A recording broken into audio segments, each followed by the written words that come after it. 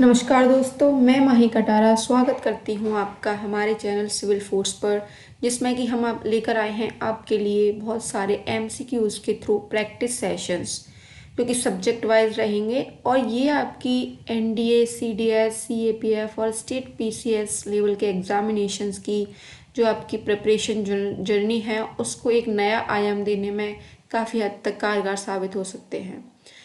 तो पहला सेशन हम स्टार्ट करेंगे मॉडर्न हिस्ट्री के पार्ट 1 से, जिसमें कि टॉपिक्स जो हैं आपके कवर्ड रहेंगे वो मेनली रहेंगे आपके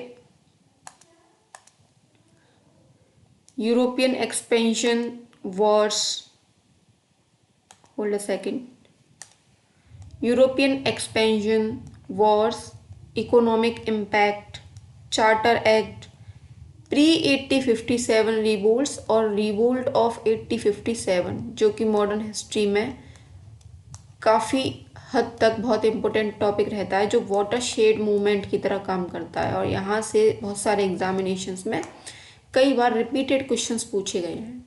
तो आइए चलते हैं हम हमारे पहले क्वेश्चन की तरफ, जो कि पूछता है consider the following statements regarding the Portuguese. किसके रिगार्डिंग में? पोर्टुगीज के रिगार्डिंग में इन इंडिया। पहला स्टेटमेंट है they introduced the cartridge system to regulate maritime trade. Second statement, they were the first Europeans to establish a printing press in India. Statement number 3 है they encouraged free trade without, किस पे emphasise करना है आपको? Without state monopoly. आपको बताना है इनमें से आपके कौन से स्टेटमेंट जो है करेक्ट हो जाते हैं। तो आपका 1 and 2 only, 2 and 3 only, 1 and 3 only, 1 2 3 only. Okay, तो आइए आपके आंसर का वेट करते हैं हम लोग। तब तक आप आंसर दीजिए होल्ड करके। यहाँ पर आपका आंसर हो जाएगा ऑप्शन नंबर ए,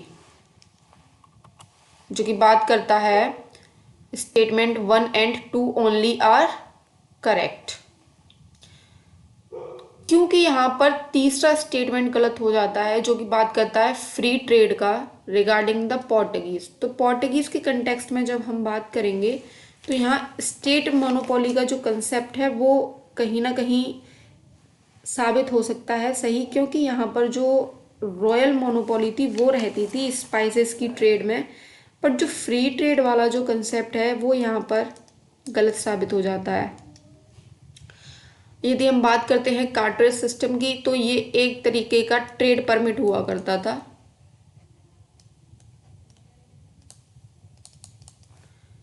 कि जो भी मर्चेंट या फिर जो भी व्यापारी पोर्टुगीज की ट्रेड रूट से पास करेगा उन्हें एक तरीके का टैक्स पे करना पड़ेगा। और ये सिस्टम आपका स्टार्ट किया था अल्मीडा ने under the blue water policy. चलिए देखते हैं कुछ और इम्पोर्टेंट क्वेश्चंस जो यहाँ से पूछे जा सकते हैं। तो सबसे पहले पूछने की संभावना रहती है एडवेंट ऑफ यूरोपियंस, ये जो आने की जो क्रोनोलॉजी है।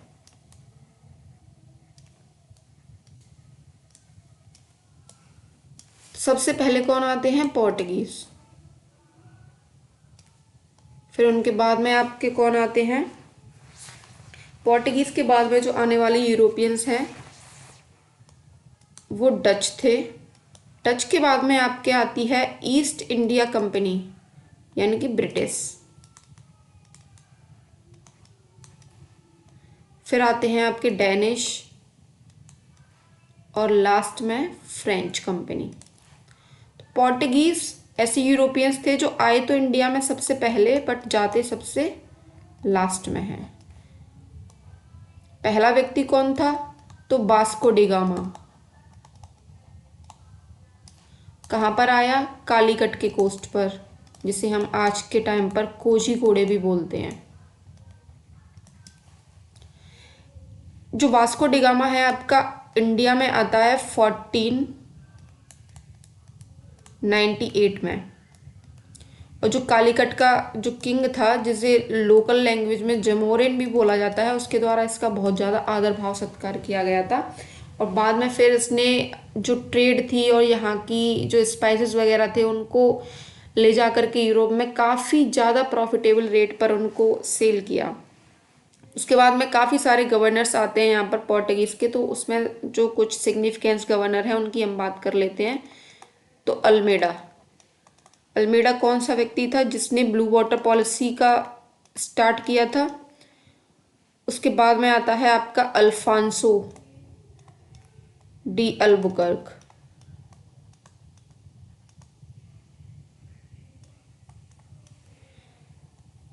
इन्होंने बैटल ऑफ दियू फोर्ट की थी और गोवा को कनकोड किया था 1510 में। ठीक है, और इसको बाद में हेडक्वार्टर भी बना दिया जाता है पोर्टुगीज कंपनी का। आगे चलते हैं आपके क्वेश्चन नंबर 2 की तरफ, जहां पर पूछा जाता है द बैटल ऑफ बॉन्डिवॉश। कौन सी बैटल के बारे में बात हो रही है? Battle of Wandiwash 1760 is considered as a decisive event because it। Battle of Wandiwash को एक डिसाइसिव इवेंट क्यों कंसीडर किया जाता है? तो ऑप्शंस हैं आपके, क्योंकि इसने एस्टेब्लिश की थी British Diwani right in the Bengal. फिर है आपका ended French political ambitions in India. Option number C marked the defeat of Marathas. फिर है आपका led to the introduction of subsidiary alliances. चलो बताइए इसमें कौन सा स्टेटमेंट आपको सही लगता है? तो यहां पर आपका आंसर हो जाएगा option number B, ended the French political ambitions in India. Battle of Wandiwash है ये आपकी 1760 में फॉट की जाती है between the East India Company and French. East India Company की तरफ से जो ऑफिसर थे जिन्होंने लीड की थी, उनकी जो बटालियन थी वो थे सर एरी कूट। और फ्रेंच की तरफ से जो लीडर थे, जिसको फ्रेंच मिलिट्री को जिन्होंने लीड किया था, वो थे आपके काउंट डी लैली। और ये बैटल जो है आपका ड्यूरिंग थर्ड कार्नाटिक वॉर के समय पर लड़ी जाती है, जहां पर फ्रेंच के जो पॉलिटिकल एम्बिशंस थे या फिर जो पॉलिटिकल अथॉरिटी थी वो बिल्कुल धाराशायी हो जाती है, और यहाँ पर ईस्ट इंडिया कंपनी पूरा का पूरा अपना होल्ड बनाती है in the political context. Okay, option number ए में क्या दिया था? ब्रिटिश दीवानी राइट्स इन बंगाल। तो ये तो सीधा साधा इसका जवाब हो जाएगा बैटल ऑफ बक्सर, जो आपकी लड़ी गई थी 1764 में। यहाँ पर 2 ट्रीटी साइन की गई थी, ट्रीटी ऑफ अवध और आपका ट्रीटी ऑफ इलाहाबाद। ठीक है, जो आपका तीसरा स्टेटमेंट है डिफीट ऑफ मराठा, तो ये भी गलत था। Led to the introduction of subsidiary alliance. Subsidiary alliance तो आपका एक बिल्कुल ही अलग कंटेक्स्ट हो जाता है, जिसमें कि हम बात करेंगे सब्सिडियरी अलायंस। सब्सिडियरी अलायंस एक पॉलिसी थी जो आपकी स्टार्ट की गई थी ईस्ट इंडिया कंपनी के गवर्नर्स के द्वारा। ये क्या काम कर रही थी? बफर जोन क्रिएट करने का काम कर रही थी। क्या काम कर रही थी?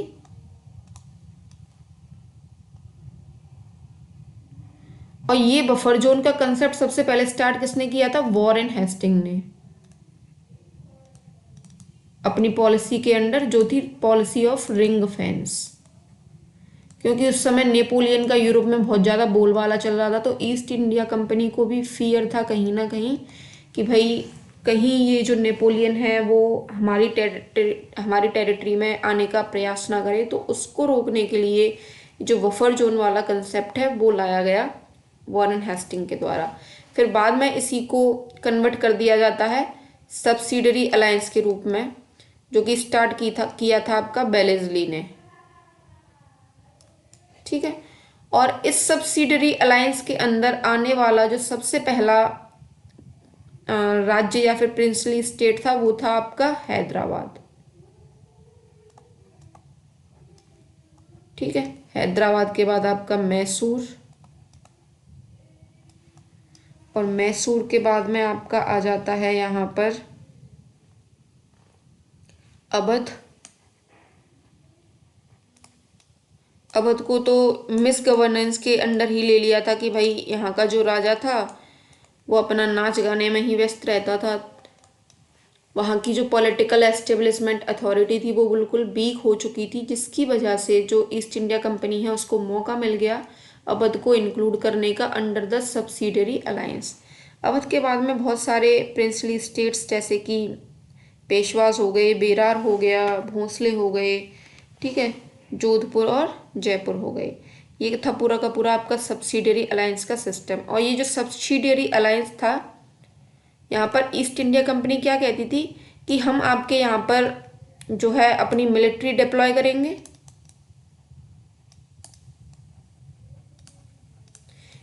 इनको जो है आप मेंटेनेंस देंगे,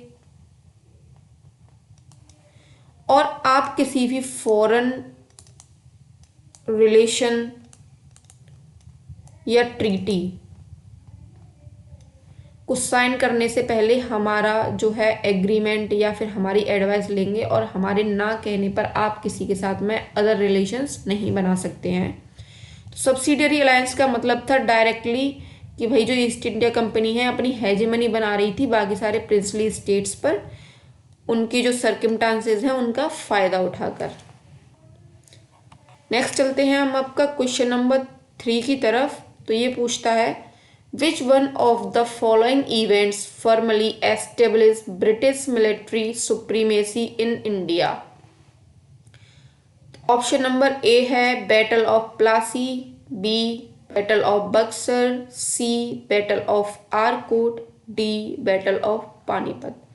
अब बताएंगे कि कौन सा इसमें से इवेंट था जिसने अच्छी तरीके से ब्रिटिश मिलिट्री सुप्रीमेसी को इंडिया में एस्टेब्लिश कर दिया था। यहां पर आपका आंसर हो जाएगा option number B. Option number B battle of Buxar, जिसमें कि हमने बात करी थी 1764 की। तो ये किसके बीच में होती है? ईस्ट इंडिया कंपनी और नवाब ऑफ बंगाल, जो कि कौन था? मीर नवाब ऑफ बंगाल आपका कौन था? मीर कासिम। ठीक है, इसने एक पूरा का पूरा अपना कॉन्फेडरेसी बनाई थी, ये बंगाल का नवाब, और इसने अपने साथ मिलाया था अवध के नवाब को, जो था उस समय सिराजुद्दौला। और आपका मुगल एम्पीरियर शाह आलम 2। इन तीनों का जो कॉन्फेडरेशन है वो यहाँ पर डिफीट फेस करता है in the direction of Hector Munro by East India Company. ठीक है, और जो ये पूरा का पूरा डेसिसिव इवेंट था, इसके बाद में यहाँ पर 2 ट्रीटी साइन की जाती हैं 1765 में, ट्रीटी ऑफ अवध और ट्रीटी ऑफ इलाहाबाद।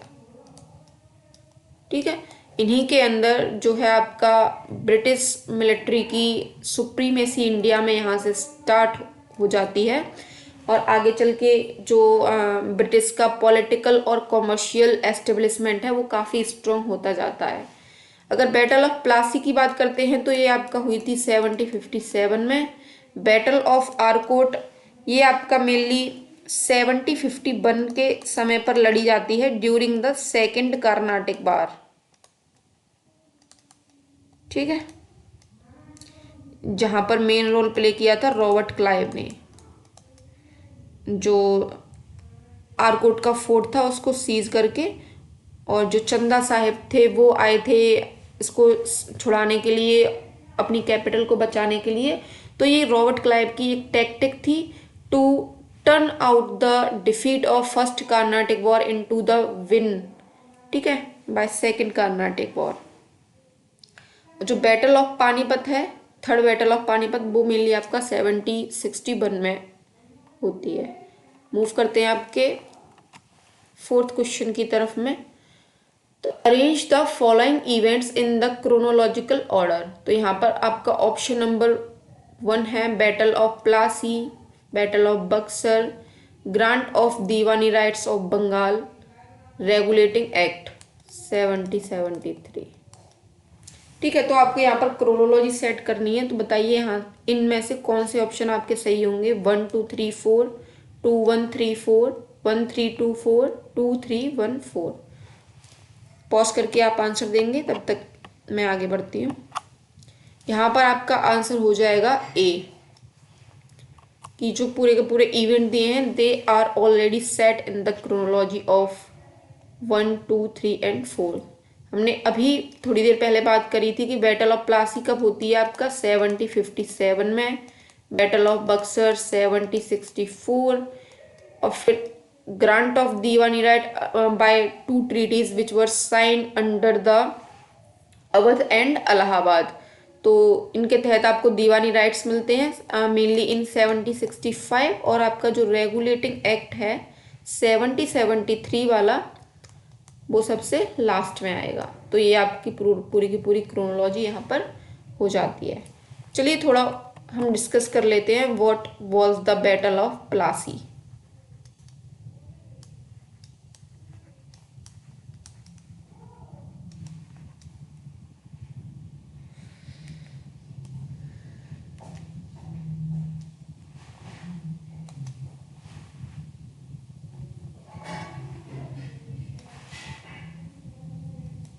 तो जब बैटल ऑफ प्लासी की बात हम करते हैं,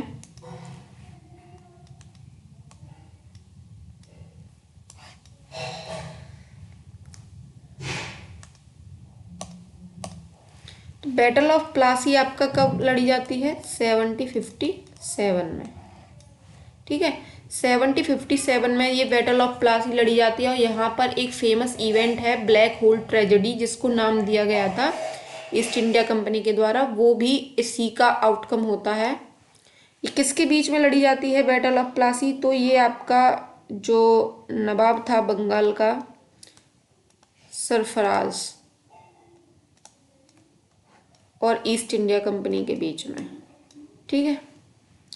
दूसरी बैटल आपकी थी 1764 बैटल ऑफ बक्सर, जो हमने डिस्कस कर ली। 1761 में बैटल ऑफ पानीपत, जो किसके बीच में लड़ी जाती है, अहमद शाह अब्दाली और आपका मराठा चीफ्स।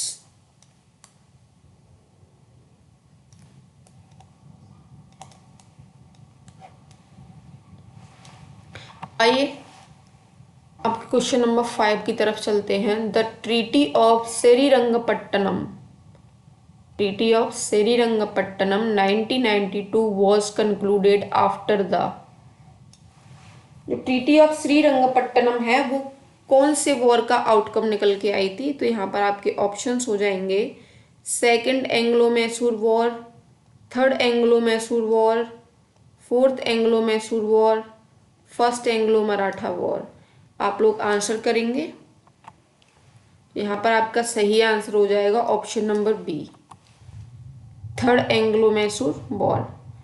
क्या थे ये एंग्लो मैसूर वॉर और क्या इनका कंटेक्स्ट है, चलो थोड़ा ओवरव्यू ले लेते हैं।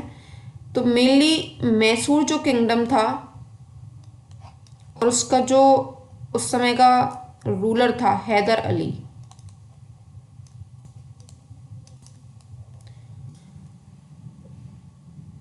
इसके द्वारा स्टार्ट किया जाता है ये पूरा का पूरा जो सिस्टम होता है। He was included in the modernisation of army.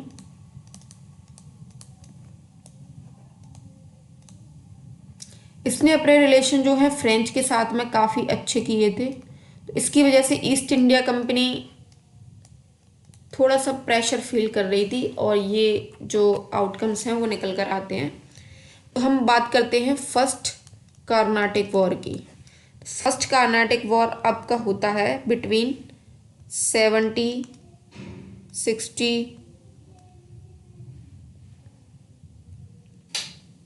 First Carnatic war, यहाँ पर थोड़ा गलत हो जाएगा। बात करते हैं हम फर्स्ट एंग्लो मैसूर वॉर की। ठीक है, तो पहला आपका एंग्लो मैसूर वॉर जो है होता है 1763 से लेके 1769 के बीच में, और इसका जो कंक्लूजन निकल कर आया था वो था treaty of Madras. Treaty of Madras sign हुई थी जब टीपू सुल्तान लड़ते लड़ते अपने फादर की साइड से मद्रास में पहुंचा था, तो उसने मद्रास को सीज कर लिया था और मैसूर के अंदर मिला लिया था। ईस्ट इंडिया कंपनी ने यहाँ पर डिफीट फेस करी थी, और यहाँ पर ये सर्कमस्टांसेस रखे गए थे कि भाई जब भी हमें हेल्प या फिर मदद की आवश्यकता होगी, ईस्ट इंडिया कंपनी मैसूर की सहायता के लिए तत्पर रहेगी। लेकिन सेकंड कार्नाटिक वॉर इसी वजह से हुआ था कि ईस्ट इंडिया कंपनी ने अपना जो प्रॉमिस था वो फुलफिल नहीं किया। सेकंड एंग्लो मैसूर वॉर जो होता है वो आपका होता है 1780 से लेके 1784 के बीच में। ठीक है, और इसका जो आउटकम निकल के आया था वो निकल के आया था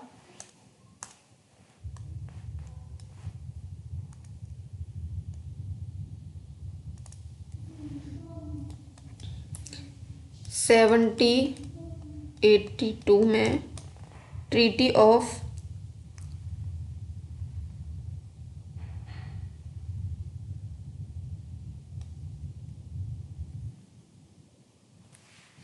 ऑफ श्रीरंगपट्टनम।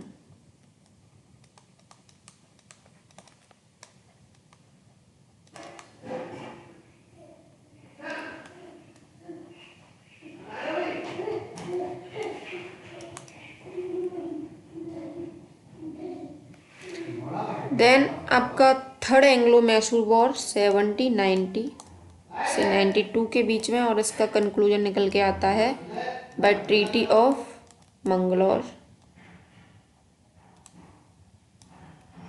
ओके, जो ट्रीटी ऑफ मंगलौर थी इसमें टीपू सुल्तान डिफीट फेस करता है,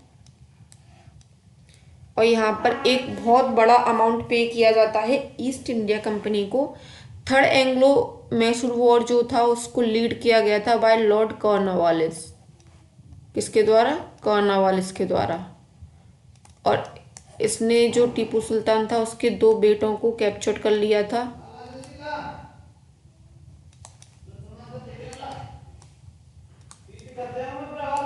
और यहाँ से बहुत बड़ा अमाउंट टीपू सुल्तान पे कर रहा था।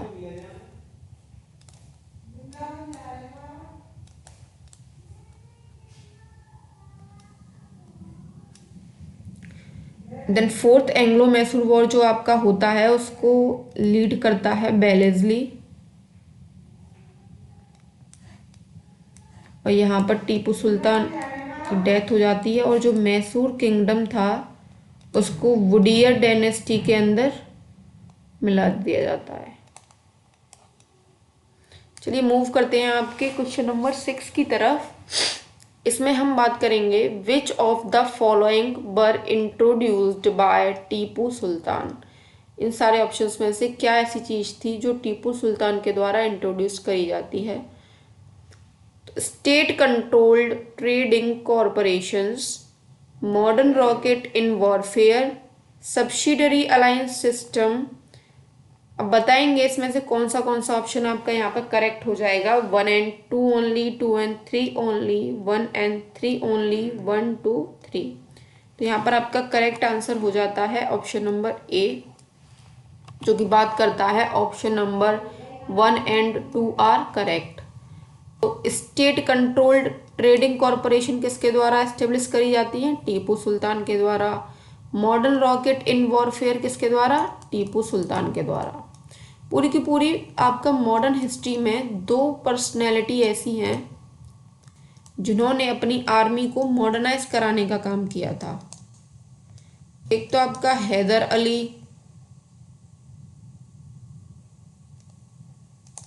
प्लस टीपू सुल्तान। दूसरा आपका यहाँ पर हो जाएगा महाराजा रंजीत सिंह।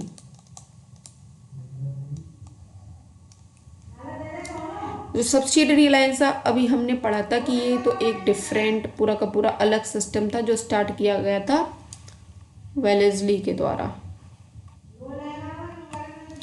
मूव करते हैं आपके क्वेश्चन नंबर 7 की तरफ। The treaty of Bassein 1802 was sign between British and. जो ट्रीटी ऑफ बसीन थी वो किसके बीच में साइन की गई थी? सिंधियाज, होलकर, पेशवा बाजीराव टू और टीपू सुल्तान। यहाँ पर आप लोग करेक्ट आंसर देंगे। So the correct answer is option number C, Peshwa Bajirao. जो ट्रीटी ऑफ बसीन थी ये कब साइन की जाती है? 1802 में।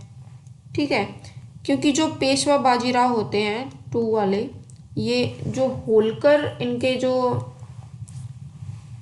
भाई बंधु थे, इनके एक रिश्तेदार को इन्होंने असैसिनेट कर दिया था और फिर उनके गुस्से से बचने के लिए किसके पास जाते हैं? ईस्ट इंडिया कंपनी के पास में।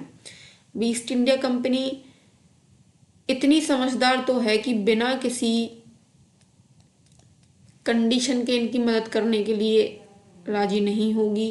तो यहाँ पर ईस्ट इंडिया कंपनी एक ट्रीटी साइन करवाती है, ट्रीटी ऑफ बसीन। किससे? पेशवा बाजीराव 2 से।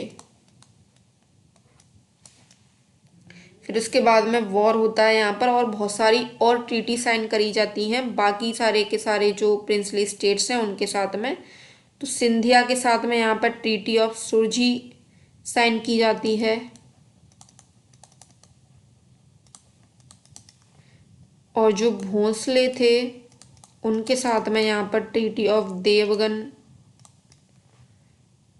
और जो आपके होलकर्स थे इनके साथ में आपका ट्रीटी ऑफ राजपुर घाट। ठीक है, चलिए आगे चलते हैं। इसके बाद में ये पूरा का पूरा जो एंग्लो मराठा वॉर थे उनका कंक्लूजन निकल कर आया था। एंग्लो मराठा वॉर 3rd से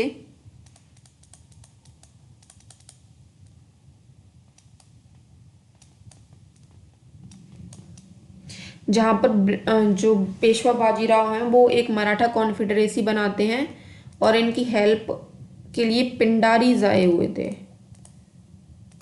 क्योंकि पिंडारियों को काफ़ी सारा डिप्रेशन फेस किया जा रहा था ईस्ट इंडिया कंपनी के द्वारा और ये कभी ना कभी जो पेशवाज हैं उनके अंडर काम किया करते थे। तो पेशवा बाजीराव ने एक मराठा कॉन्फेडरेसी तैयार करी और यहाँ पर एंग्लो मराठा वॉर 3rd लड़ा जाता है, जिसमें कि जो पेशवाशिप है यहाँ से बिल्कुल पूरी तरीके से ख़त्म कर दी जाती है, क्योंकि यहाँ पर विनिंग साइड किसकी रही? ईस्ट इंडिया कंपनी की। और जो पेशवा बाजीराव 2 थे इनको यहाँ से हटा करके, पूना से हटा करके कहाँ शिफ्ट कर दिया जाता है? कानपुर के पास में बिठुर नाम की जगह पर। और यहाँ पर फिर से ट्रीटियाँ साइन करी जाती हैं, अलग अलग ट्रीटी उस पूरी कॉन्फेडरेसी, मराठा कॉन्फेडरेसी के साथ में, जिसमें कि जिसमें कि आपके आते हैं पेशवाज, इनके साथ में आपका ट्रीटी ऑफ पूना साइन की गई। फिर आते हैं आपके सिंधियाज, इनके साथ में आपकी ट्रीटी ऑफ ग्वालियर साइन की जाती है।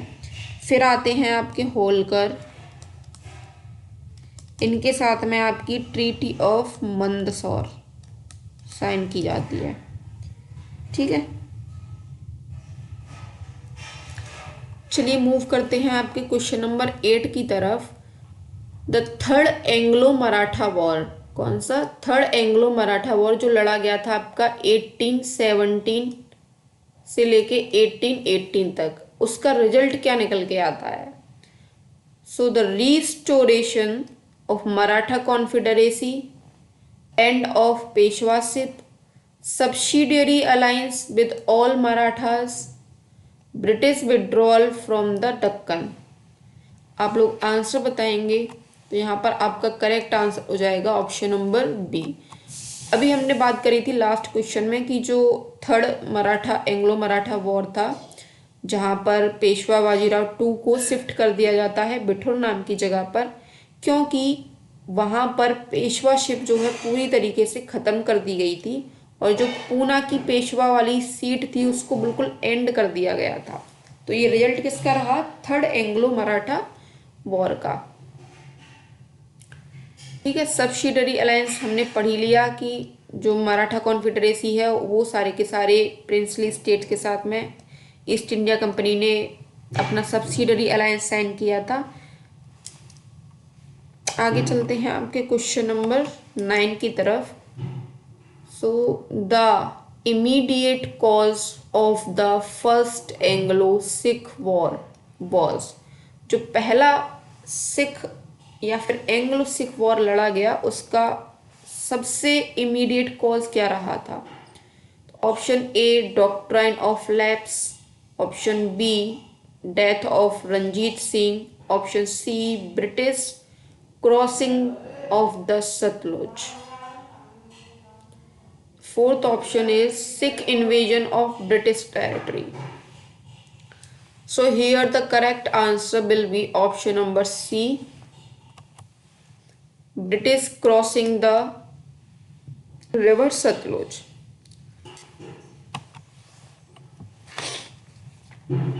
यहाँ पर जो फर्स्ट एंग्लो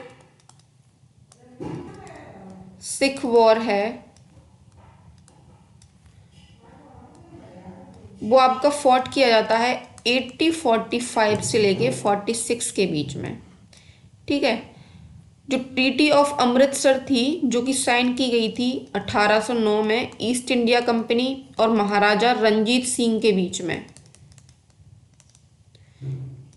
उसमें सिख टेरिटरी कंप्लीटली डिफाइन कर दी गई थी कि भाई रिवर सतलुज से ऊपर का जो पूरा का पूरा एरिया है वो सिख जो टेरिटरी है उसके अंदर आएगा। महाराजा रंजीत सिंह उसके जो है रेगुलेटर रहेंगे।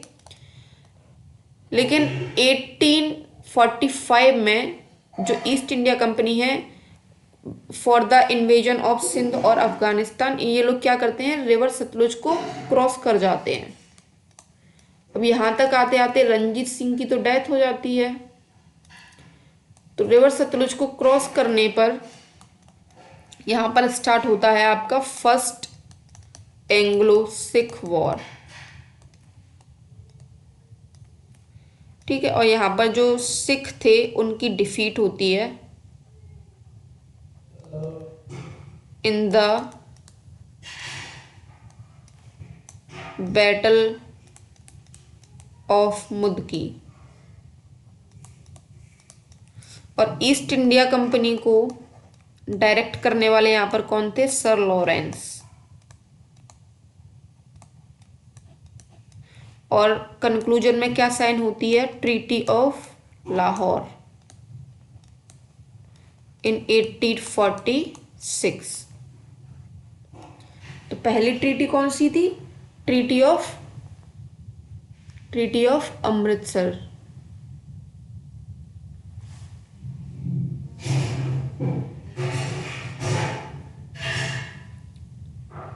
और जो पूरा का पूरा वॉर का कंक्लूजन निकल के आता है उसके बाद में साइन होती है आपका ट्रीटी ऑफ लाहौर, क्योंकि यहाँ पर जो रंजीत सिंह थे उनकी डेथ हो जाती है आपका 1839 में। So sorry. मूव करते हैं आपके नेक्स्ट क्वेश्चन की तरफ। तो क्वेश्चन नंबर 10 कहता है the drain of wealth theory mainly refers to. जो आपका ड्रेन ऑफ वेल्थ नाम की जो थ्योरी है वो मेनली किस चीज़ से रिलेट करती है, यहाँ पर आप बताएंगे। तो option number A export of raw materials, excessive land revenue demand, unrequited transfer of surplus to the Britain. जो अनरिक्वेटेड ट्रांसफर ऑफ सरप्लस हो रहा था ब्रिटेन को, क्या उस चीज़ से रिलेटेड करती है, या फिर option number D decline of Indian handicrafts. Correct answer आप लोग बताएंगे। The correct answer will be option number C, the unrequited transfer of surplus to the Britain. इसका मतलब है कि जो ईस्ट इंडिया कंपनी को इंडिया में जो फायदा हो रहा था, पूरा का पूरा प्रॉफिट हो रहा था, और जो भी सरप्लस वो अर्न कर रही थी, वो पूरा का पूरा कहाँ पर ट्रांसफर किया जा रहा है? ब्रिटेन में। ठीक है, यहाँ के लोगों से रिवेन्यू लेकर, टैक्स कलेक्ट कर कर, ये सारा का सारा कहाँ पर भेजा जा रहा है? आपका ब्रिटेन में। इसी चीज को दादा भाई नौरोजी ने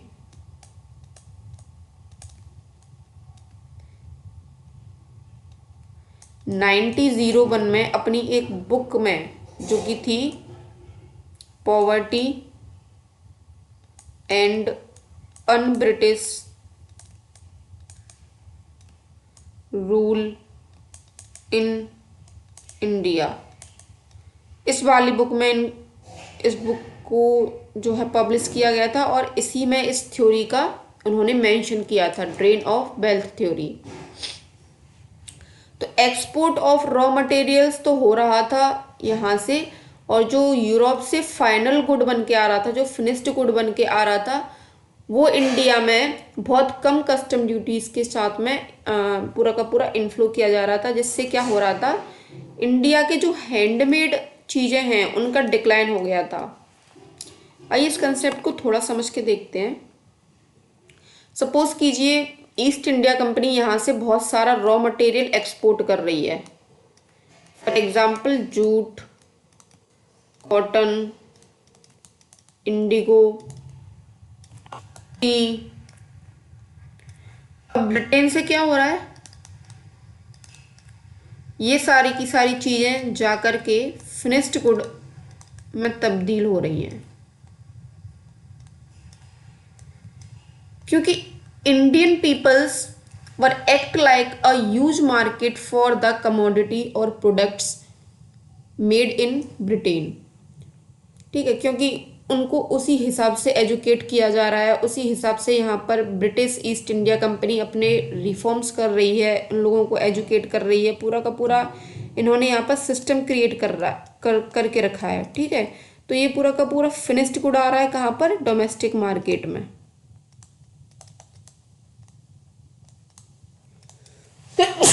सॉरी अगेन। और जो ये पूरा का पूरा एक्सपोर्ट इंपोर्ट का काम चल रहा है ना, ये आपका यूनिलेटरल चल रहा है, कि भाई इंडिया से कोई सामान अगर ब्रिटेन में जा रहा है, इंडिया के लोग अगर अपना फिनिश्ड गुड एक्सपोर्ट करना चाह रहे हैं ब्रिटेन में, तो ये लोग यहाँ पर हाई कस्टम ड्यूटी लगा रहे हैं, और जब ब्रिटेन का सामान इंडिया में आ रहा है तो लो कस्टम ड्यूटी लग रही है। तो हो रहा है ना ये यूनिलेटरल ट्रेड। जब डोमेस्टिक मार्केट में ये सारा सामान आता है तो it will be cheaper than handmade goods, जैसे कि खादी, क्योंकि यूरोप में जो प्रोडक्शन का रेशियो है वो काफ़ी ज़्यादा रहता है, क्योंकि वहाँ पर मैकेनाइजेशन हो चुका है, वहाँ पर इंडस्ट्रियल रिवॉल्यूशन आ चुका है। तो वहाँ पर जो सारा का सारा सामान बन रहा है, जो भी फिनिश्ड गुड्स बन रहे हैं, उसमें योगदान दे रही है मशीनरी। जो मशीनरी से जो सामान बनता है वो हैंडमेड चीज़ों के कंपैरिजन में काफ़ी चीपर रहता है। तो इंडिया की पॉपुलेशन ज़्यादातर एम्फेसाइज कर रही है ब्रिटिश गुड्स पर। इस वजह से क्या होता है, इंडिया का जो हैंडक्राफ्ट इंडस्ट्रीज है वो बिल्कुल डिक्लाइन कर जाती हैं। आइए रुक करते हैं आपके क्वेश्चन नंबर 11 की तरफ, जो कि कहता है विच of the following were consequences. क्या पूछ रहा है? Consequences of British land revenue policies. इनमें से कौन सा ऑप्शन आपका ब्रिटिश लैंड रेवेन्यू पॉलिसीज का कॉन्सिक्वेंस हो सकता है? कॉमर्शियलाइजेशन ऑफ एग्रीकल्चर होगा क्या? राइज इन रूरल इंडेप्टनेस, कि लोगों के ऊपर कर्जा बढ़ने लगा, ये होगा क्या? Strengthening of village self sufficiency. Self sufficiency का मतलब होता है आत्मनिर्भरता, कि जो गांव थे क्या उनकी आत्मनिर्भरता और ज़्यादा बढ़ने लगी। तो यहाँ पर आपको बताना है ब्रिटिश लैंड रेवेन्यू पॉलिसीज के कॉन्सिक्वेंसेस क्या हो सकते हैं। First and second only, second and third only, first and third only, या फिर आपके फर्स्ट सेकंड एंड थर्ड। तो यहाँ पर करेक्ट आंसर हो जाता है option number A, first and two only, क्योंकि commercialisation of agriculture was the result. किसका रिजल्ट रहा था जो कॉमर्शियलाइजेशन ऑफ एग्रीकल्चर था? जाहिर सी बात है ब्रिटिश लैंड रेवेन्यू सिस्टम्स का।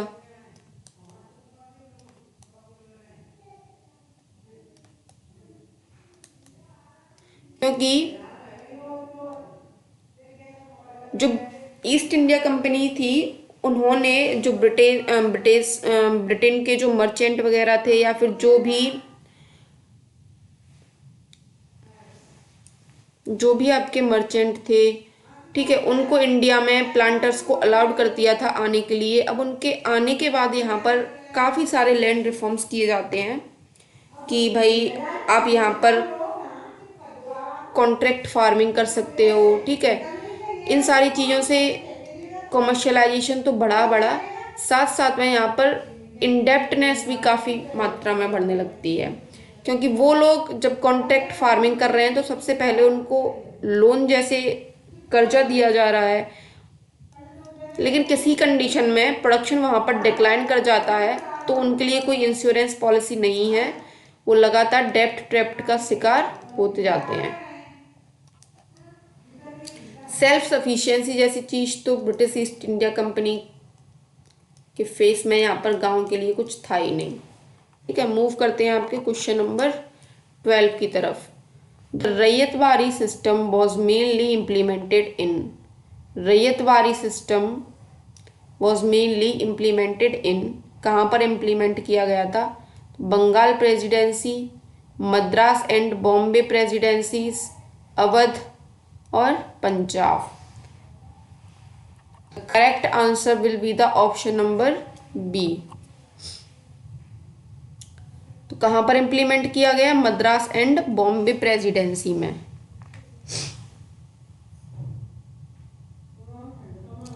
जो आपका रैयतवाड़ी सिस्टम है वो किसके द्वारा इंट्रोड्यूस किया जाता है? तो आपका मुनरो और अलेक्जेंडर रीड, ठीक है।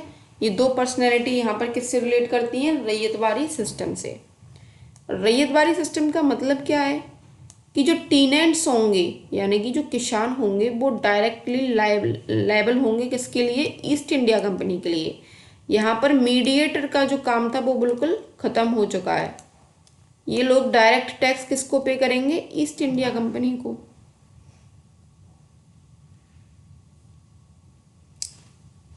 ठीक है। जो थॉमस मुनरो थे आपके, और उसके बाद में जो अलेक्जेंडर थे, कैप्टन अलेक्जेंडर, ये दोनों किससे रिलेट करते हैं? आपका रैयतवाड़ी सिस्टम से। चलिए नेक्स्ट चलते हैं आपका क्वेश्चन नंबर 13 की तरफ। Which Indian industry suffered the maximum decline under the British rule? कौन सी इंडस्ट्री थी जिसने सबसे ज़्यादा डिक्लाइन फेस किया था ब्रिटिश रूल के अंदर? तो ship building, iron smelting, cotton textile handicrafts, indigo processing. So the correct answer will be the option number C, cotton and textile handicrafts. अभी हमने बात करी थी जो इंपोर्ट और एक्सपोर्ट का जो प्रोसीजर था, यूनिलेटरल ट्रेड चल रही थी, ठीक है, कॉमर्शियलाइजेशन स्टार्ट हो गया था, यूरोप में मैकेनाइजेशन हो चुका है। तो इस तरीके से इंडिया की कॉटन टेक्सटाइल हैंडीक्राफ्ट इंडस्ट्रीज जो हैं काफ़ी ज़्यादा हैम्पर्ड होती हैं। क्वेश्चन नंबर 14 की तरफ चलते हैं। द प्राइमरी ऑब्जेक्टिव, कैसा objective? Primary objective of British free trade policy in India was to। ये फ्री ट्रेड का मतलब क्या है? वही कि अगर ब्रिटेन से कुछ सामान इंपोर्ट हो रहा है तो कोई कस्टम ड्यूटी नहीं है, लेकिन इंडिया वाले इंपोर्ट करेंगे तो यहाँ पर कस्टम ड्यूटीज लगेंगी। तो ब्रिटिश के कंटेक्स्ट में ये क्या थी? फ्री ट्रेड पॉलिसी थी। तो इसका प्राइमरी ऑब्जेक्टिव क्या था?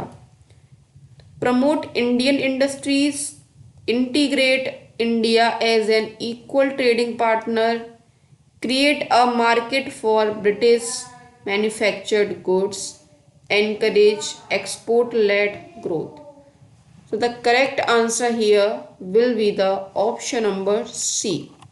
जैसा कि मैंने आपको अभी बताया था कि ये सारा का सारा काम क्यों हो रहा है, इंडिया को एक मैन्युफैक्चर गुड का हब बनाने के लिए। क्योंकि भाई जो इतना भी सामान यूरोप में बनाया जा रहा है इंडस्ट्रियलाइजेशन के द्वारा, उसको कहीं ना कहीं तो मार्केट दिलवाना पड़ेगा ना, तो क्यों ना इंडिया में ही दिलवा दिया जाए।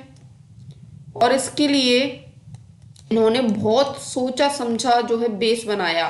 ठीक है, एजुकेशन कल्चर को चेंज करके, ठीक है, इनके सोसाइटल नॉर्म्स को चेंज करके ये पूरा का पूरा टेम्परामेंट इन लोगों के अंदर भर दिया जाता है। एक स्टेटमेंट आता था एक ब्रिटिश ऑफिसर की तरफ से कि we will made the Indian only by the blood. ठीक है, उन्होंने क्या बोला था कि जो ये इंडियन है वो इंडियन केवल अपने खून से पहचाने जा सकते हैं, बल्कि अपने बिहेवियर, नेचर, टेस्ट और अपनी हरकतों से ये लोग क्या बन जाएंगे? अंग्रेज बन जाएंगे। ठीक है, तो यहाँ पर आपको समझ में आया होगा कि कैसे ब्रिटिश मैन्युफैक्चर्ड गुड्स जो है एक मार्केट बना रहे थे इंडिया को। ठीक है, अगर ऑप्शन नंबर बी में देखें तो इक्वल ट्रेडिंग पार्टनर, भाई कहाँ से इक्वल ट्रेडिंग पार्टनर? इंपोर्ट कर रहे हैं तो आप कुछ लगा नहीं रहे हो, एक्सपोर्ट कर रहे हैं तो आप इतने टैक्सेस लगा रहे हो कि इंडिया का सामान ब्रिटेन में जाके इतना महंगा हो जा रहा है, तो कोई क्यों खरीदेगा उसको। प्रमोट इंडियन इंडस्ट्री, भाई यहाँ पर कॉटन टेक्सटाइल इंडस्ट्री तो पूरा डिक्लाइन कर जाती है, प्रमोशन की तो बात ही नहीं आ रही है। चलिए मूव करते हैं आपके क्वेश्चन नंबर 15 की तरफ। The charter act of 1813। Charter act of 1813 is significant because it, क्योंकि इसने ended companies trade monopoly completely, इसने कंपनी की जो ट्रेड मोनोपोली थी बिल्कुल खत्म कर दी थी। Allowed Christian missionaries to work in India, जो क्रिश्चियन मिशनरीज थे उनको इंडिया में काम करने के लिए अलाउ कर दिया, या फिर जो भी वो रिफॉर्म्स करना चाह रहे थे, जो भी रिलीजियस प्रोपेगेशन करना चाह रहे थे, उन सारी चीज़ों के लिए अलाउ कर दिया था। इंट्रोड्यूस्ड कॉम्पिटिटिव एग्जाम्स, कि जो कॉम्पिटिटिव एग्जाम्स जो कि केवल ब्रिटेन में कराए जा रहे थे उनको अब इंडिया में भी अलाउ कर दिया था इस चार्टर एक्ट के तहत। अबॉलिश द कंपनी रूल, यहाँ पर आपको सिग्निफिकेंस बताना है इस चार्टर एक्ट का। The correct answer here will be the option number B. ठीक है, they allowed the Christian missionaries to work in India. चलिए देखते हैं क्या था आपका चार्टर एक्ट ऑफ 1813। तो इसके कुछ कुछ मेन प्रोविजन हम याद रखेंगे। इसमें सबसे पहले तो ब्रिटिश ईस्ट इंडिया कंपनी की जो ट्रेड मोनोपोली है वो खत्म कर दी जाती है, लेकिन एक एक्सेप्शन रहता है इसमें, टी ट्रेड का। टी की ट्रेड में इनको मोनोपोली रहती है चाइना के साथ में, तो यहाँ पर पूरी तरीके से खत्म नहीं की जा रही थी। ठीक है, एक मोनोपोली अभी यहाँ पर बाकी थी चाइना के साथ में ट्रेड की। दूसरा प्रोविजन क्या था इस एक्ट का कि भाई एजुकेशन पर ये लोग हर साल 1 लाख रुपया खर्च करेंगे। और क्या हो सकता है कि इन्होंने क्रिश्चियन मिशनरीज को अलाउ कर दिया था इंडिया में आने के लिए।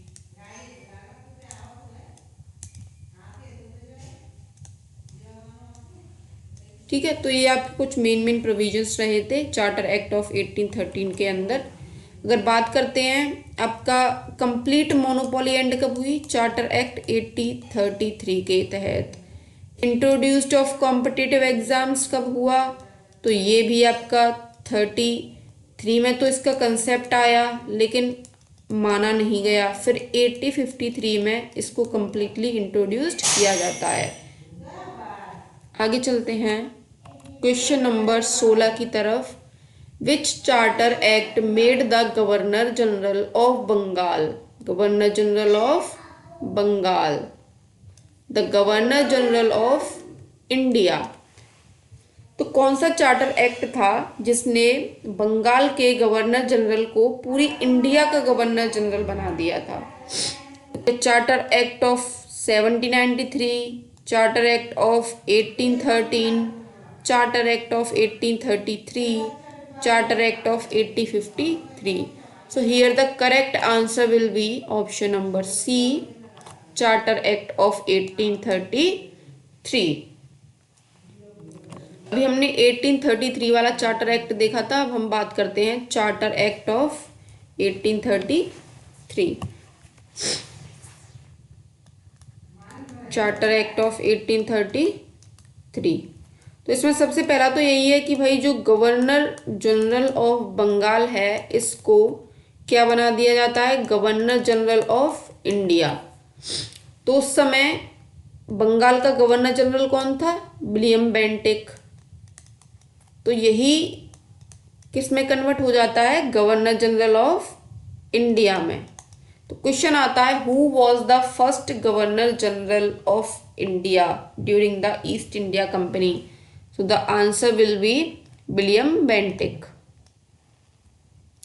ठीक है, और अगर पहले गवर्नर जनरल ऑफ बंगाल की बात करते हैं तो वो हेस्टिंग हो जाता है, जो आपका रेगुलेटिंग एक्ट 73 से अपॉइंट होता है।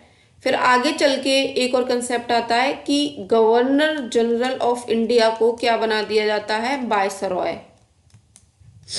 तो ये कब होता है आपका, ये होता है आपका charter act government of India act 1858 से, जो कि रिवोल्ट ऑफ 1857 के बाद में होगा। और यहाँ पर कौन होगा, जो डलहौजी के बाद में आ रहा था यहाँ पर Curzon,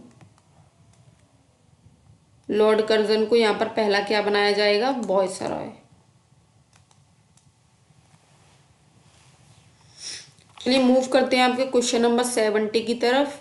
the first law commission in India was constituted under the, पहला जो है लॉ कमीशन इंडिया में किसके तहत एस्टेब्लिश किया जाता है, charter act of 1813, charter act of 1833, charter act of 1853, regulating act of 1773।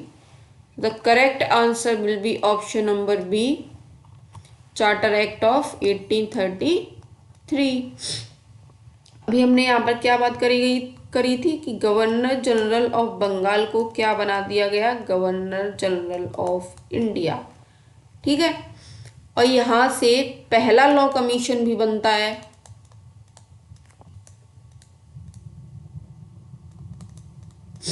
जिसके मेंबर या फिर इसके चेयरमैन कौन होते हैं, यहाँ पर मैकॉले। ये पहले लॉ कमीशन बनते हैं इंडिया के। ठीक है, ब्रिटिश ईस्ट इंडिया कंपनी के फेस में कौन बनते हैं, मैकॉले। और इसको एक 4 मेंबर की बॉडी के साथ में इंक्लूड कर दिया जाता है। फिर इसको परमानेंट आगे चल के बनाया जाएगा। अभी क्या याद रखना है कि जो लॉ कमीशन था वो कौन से चार्टर एक्ट के अंदर बनता है, तो चार्टर एक्ट ऑफ 1833। आगे चलते हैं क्वेश्चन नंबर 18 की तरफ। The charter act of 1853 is associated with, charter act of 1853 है वो किस चीज से ज़्यादा रिलेट करता है, तो the end of company's trade monopoly, introduction of competitive civil services, separation of judiciary from executive, provincial autonomy. The correct answer will be the option number B, the introduction of competitive civil services. अभी हमने बात करी थी कि जो concept है civil service examination या फिर कॉम्पिटिटिव एग्जामिनेशंस का, वो कौन से एक्ट से आया था, 1833 वाले चार्टर से, लेकिन उसको एक्सेप्ट या फिर इम्प्लीमेंट नहीं किया गया था। Later on charter act of 1853 क्या इंट्रोड्यूस करता है इंडिया में, कॉम्पिटिटिव एग्जाम्स। ठीक है। अच्छा, कंपनी की ट्रेड मोनोपोली कहाँ पर एंड हुई थी, तो वो 1833 से हो गई थी, लेकिन टी के लिए बची हुई थी, और जो टी वाली थी वो 1833 से ख़त्म हो गई थी पूरी की पूरी। Separation of judiciary from executive, it is a far related concept, इसको हम आगे पढ़ेंगे। प्रोविंशियल ऑटोनॉमी, तो ये भी नहीं हुआ था। मूव करते हैं आपका क्वेश्चन नंबर 19 की तरफ। The Santhal rebellion, time period 1855 से 56 वॉज प्राइमरली डायरेक्टेड अगेंस्ट। जो संथाल रिवेलियन था वो किसके अगेंस्ट में डायरेक्ट किया गया था, तो ब्रिटिश मिशनरीज या जमींदार्स और मनी लेंडर्स, इंडिगो प्लांटर्स या फिर police administration. So the correct answer here will be the option number B, zamindars and money lenders. ठीक है।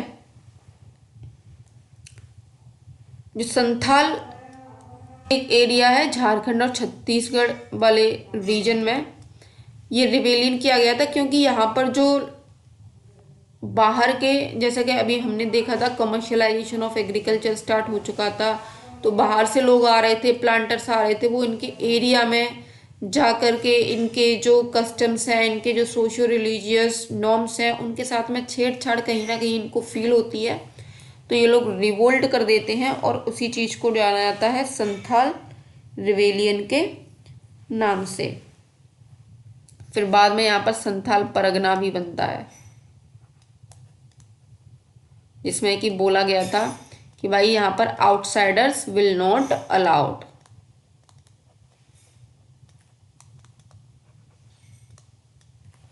ब्रिटिश मिशनरीज कौन से एक्ट से आए थे आपके, अभी हमने पढ़ा तो 1813 से। इंडिगो प्लांटर्स वाला रिवोल्ट अगर इसकी हम बात करते हैं तो ये आपका 1859 से लेके 60 के बीच में चलता है बंगाल वाले रीजन में। ठीक है, आगे चलते हैं आपका हम क्वेश्चन नंबर 20 की तरफ। The Indigo revolt of 1859 to 60 took place mainly इन, अभी जस्ट हमने ये देखा है, so the answer will B, बताइए क्या आंसर रहेगा इसका, बिहार, बंगाल, अवध, मद्रास प्रेसिडेंसी। तो आपका करेक्ट आंसर हो जाएगा ऑप्शन बी, बंगाल। ठीक है, इंडिगो रिवोल्ट यहाँ पर मेनली हुआ था कि भाई ये लोग जो इंडिगो को कल्टीवेट करवा रहे थे, उसका किसानों के लिए बहुत ज़्यादा हार्मफुल इफेक्ट रहता था कि जिस खेत में एक बार इंडिगो के प्लांट्स को उगाया जा रहा है, उस खेत की जो फर्टिलिटी है, उर्वरकता है, बिल्कुल नष्ट हो जाती थी। तो वहाँ के जो किसान थे उनको लॉन्ग टर्म में उस चीज़ से नुकसान हो रहा था, और ये लोग उनको जो प्रॉमिस किया गया था कि भाई आप जो है कल्टीवेट कीजिए, हम आपके इंडिगो को बाहर एक्सपोर्ट करेंगे और आपको अच्छा खासा अमाउंट पे करेंगे। लेकिन क्योंकि बाद में जो है सिंथेसाइज डाई बनने लगी थी जर्मनी में, तो इंडिगो का वो अच्छा खासा रिप्लेसमेंट हो गया था। अब इंडिया के इंडिगो की इतनी डिमांड नहीं रही यूरोप में, तो इस वजह से इनका जो है कल्टीवेशन पूरा का पूरा नुकसान में जाता है, और जो प्लांटर्स हैं उनको उनका पेमेंट सही टाइम पर नहीं देते हैं, और इस चीज़ की वजह से वहाँ पर किसानों के ऊपर कर्जा बढ़ता जाता है, इंडेप्टनेस बढ़ती जाती है, और इस चीज़ की वजह से इंडिगो रिवोल्ट जो है बंगाल में किया जाता है against the East India company और वहाँ के जो प्लांटर्स वगैरह जो भी थे उनके अगेंस्ट में। Question number 21, the Kol rebellion 1831 to 32 occurred in the region of. Kol rebellion आपका मेनली कौन से रीजन से बिलोंग करता है? ऑप्शंस हैं आपके छोटा Nagpur plateau, Deccan, Assam hills, Santhal Pargana. The correct answer will B आपका ऑप्शन नंबर ए। ठीक है, छोटा नागपुर प्लेट्यू कब होता है आपका? 1831 से लेके 32 के बीच में। और इसका भी मेन रीजन यही था कि यहाँ पे बहुत सारे आउटसाइडर जो है इंटरफेयर कर रहे थे इनके सोशियो कल्चरल नॉर्म्स के अंदर। ठीक है, इनकी जो पूरी की पूरी इंटरनल यूनिटी थी उसमें कहीं ना कहीं थ्रेट आ रहा था ड्यू टू द आउटसाइडर्स। और ये लोग जो कोल रिवेलियन या फिर जो छोटा नागपुर प्लेट्यू वाले जो लोग थे वो आउटसाइडर को क्या कहकर बुला रहे थे? Diku. So the Kol rebellion was mainly fought against the outsiders, जिनको डीकू भी बोला जा रहा था। So move to the next questions. Question number 22 है, pre 1857 tribal and peasant revolts were largely characterised by. जो प्री 1857 के ट्राइबल और पीजेंट रिवोल्ट्स हैं उनको बड़े पैमाने पर किन तौर पर कैरेक्टराइज्ड किया जा सकता है? So options are nationalist ideology, centralised leadership, local and immediate grievances, या फिर अर्बन पार्टिसिपेशन। बताइए क्या होगा यहाँ पर सही answer? So the correct answer will be option number C, क्योंकि लोकल और इमीडिएट जो ग्रीवियंसेस थे वो लोगों को नहीं मिल रहे थे। ठीक है, बात करते हैं हम 1857 रिवोल्ट की।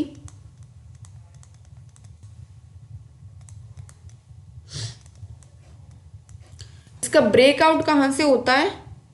तो मेरठ से होता है। ठीक है, 29 मार्च बराकपुर।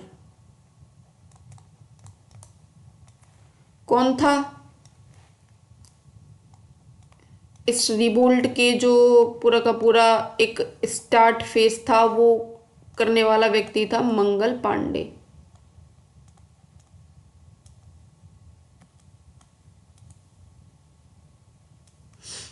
ठीक है, फिर उसके बाद में मेरठ से होता हुआ ये पूरा का पूरा नॉर्थ इंडिया में ट्रेवल करता है, झांसी। ठीक है, क्वेश्चंस पूछने की यहाँ से काफ़ी ज़्यादा संभावना रहती है कि भाई बताइए इस रीजन से किसने पार्टिसिपेट किया। तो अगर हम अवध की बात करते हैं, ठीक है, झांसी की बात करते हैं, बिहार की बात करते हैं, कानपुर की बात करते हैं, तो कानपुर से कौन था? नाना साहेब। बिहार से कौन था? कुंवर सिंह।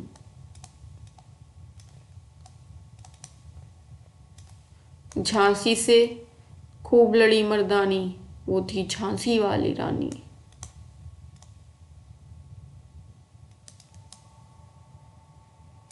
लक्ष्मीबाई। अवध से कौन था यहाँ पर? तो बेगम हजरत महल।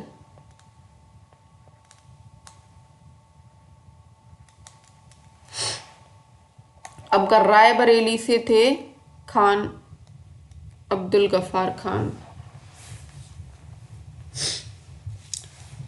चलिए आपके क्वेश्चन नंबर 23 की तरफ मूव करते हैं।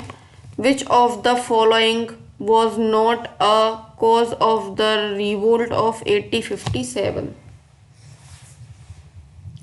यहाँ पर जो है आपका क्या जो है 1857 का जो रिवोल्ट था उसका डायरेक्ट कॉज नहीं था। तो doctrine of lapse, subsidiary alliance, annexation of Awadh, and field rifle issue. So here the correct answer will be option number B, subsidiary alliance. ठीक है, क्योंकि डॉक्ट्राइन ऑफ लैप्स क्या कह रहा था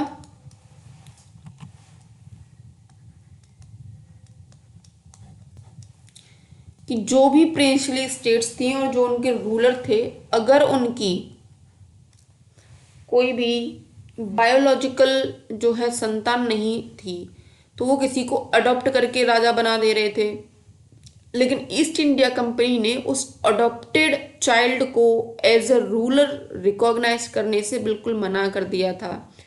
तो उस समय ऐसे बहुत से राजा और रजवाड़े थे जिन्होंने अडॉप्टेड सन को जो है रूलर बनाने का सोचा था इन फ्यूचर। तो ईस्ट इंडिया कंपनी के पास में ये अच्छी खासी अपॉर्चुनिटी थी इस पॉलिसी को अप्लाई करने की। और इसके पीछे जो मास्टरमाइंड इंसान था ना, वो कौन था आपका? डलहौजी। इसी ने ये सारा का सारा गेम स्टार्ट किया था। और अगर हम बात करते हैं अनेक्सेशन ऑफ अवध की, तो वही है कि जो अवध है, वहाँ की जो बेगम हजरत महल थी, इनके हस्बैंड की इमेच्योर डेथ हो जाती है। तो इन्होंने अपने माइनर सन को एज ए रूलर अनाउंस कर दिया। ठीक है, तो ईस्ट इंडिया कंपनी ने इसको भी पूरी तरीके से अनेक्स कर लिया और इसको जो है रिकॉग्नाइज नहीं किया। फिर बात करते हैं हम आपका एनफील्ड राइफल इशू। तो उस समय पे क्या था, जो यूरोप में एक राइफल आई थी एनफील्ड। इससे क्या हो रहा था कि जो इसके जो कारतूस या फिर इसको चलाने के लिए जो लोग थे, उनको अपने कारतूस को मुंह में दबाकर खोलने के बाद में इस राइफल में यूज करने हो रहे थे। तो मेनली जो ईस्ट इंडिया कंपनी की मिलिट्री थी, उसमें रेशियो सबसे ज्यादा किसका था? इंडियन सोल्जर्स का। और इंडियन सोल्जर्स की अगर हम बात करते हैं तो they are not consumed beef. और उस समय पर कुछ ऐसे र्यूमर्स थे कि इस एनफील्ड राइफल के जो कारतूस हैं उनमें किसका यूज किया गया था? बीफ का यूज किया गया था उनको बनाने के लिए। तो ये जो सोल्जर्स थे, इंडियन सोल्जर्स, इन्होंने पूरी तरह बाइकआउट कर दिया था इस राइफल को यूज करने का। और जब इनको फोर्सफुली इस राइफल को यूज करने के ऑर्डर्स दिए गए तो इन लोगों ने वहां पर रिवोल्ट कर दिया। ठीक है, जो मंगल पांडे और उनकी जो इन्फेंट्री थी, इन लोगों ने रिवोल्ट किया, मेरठ से भागे, फिर दिल्ली पहुंचते हैं। दिल्ली पहुंचने के बाद में जो बहादुर शाह जाफर थे, ठीक है, immediate ruler of the Mughal empire, इन्होंने अपने रिवोल्ट का जो है बिल्कुल हेड बना लिया। और यहाँ से पूरा का पूरा आपका रिवोल्ट ऑफ 1857 आग पकड़ता है और पूरे नॉर्थ इंडिया में फैल जाता है। चलिए मूव करते हैं आपके क्वेश्चन नंबर 24 की तरफ। The revolt of 1857 begin eight, कहाँ पर स्टार्ट हुआ था? तो बराकपुर, मेरठ, दिल्ली या फिर कानपुर। तो यहाँ पर सही आंसर हो जाएगा आपका बराकपुर। अभी हमने डिस्कस किया था कब हुआ था ये बराकपुर में ये वाला इंसिडेंस आपका, तो 29 मार्च। ओके, किसकी लीडिंग अथॉरिटी में? Mangal Pandey.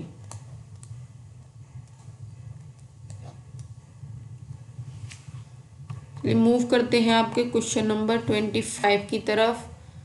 Who led the revolt of 1857 in Kanpur? ये सारी चीज़ें हमने पीछे वाले क्वेश्चंस में डिस्कस करी थी। So you guys are able to give the answers. तो बताइएगा सही आंसर क्या है? रानी लक्ष्मीबाई, कुंवर सिंह, नाना साहेब, बेगम हजरत महल।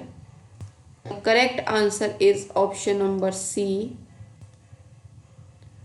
तो आंसर क्या हो जाएगा आपका? नाना साहेब। लक्ष्मीबाई कहाँ से लीड कर रही थी? झांसी से।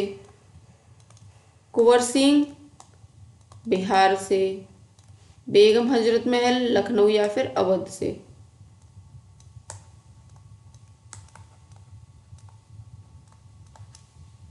ठीक है, चलिए यहाँ पर हमारी जो प्रैक्टिस सेशन वाली सीरीज़ है इसका पहला लेक्चर समाप्त होता है। तो प्लीज़ कमेंट करके ज़रूर बताइएगा कि हम क्या क्या और इसमें चेंजेस कर सकते हैं और आपको किन तरीक़ों से और अच्छा समझ में आया उसका हम प्रयास कर सकते हैं। तो जुड़े रहिएगा हमारे इस चैनल से और प्लीज़ इसको लाइक शेयर सब्सक्राइब ज़रूर से कर दीजिएगा, जिससे कि हम आगे आपके लिए और ऐसे ही शानदार सेशंस लेकर आ सकें, जिससे कि आपकी प्रैक्टिस और ज़्यादा सहजता से हो सके। नमस्कार।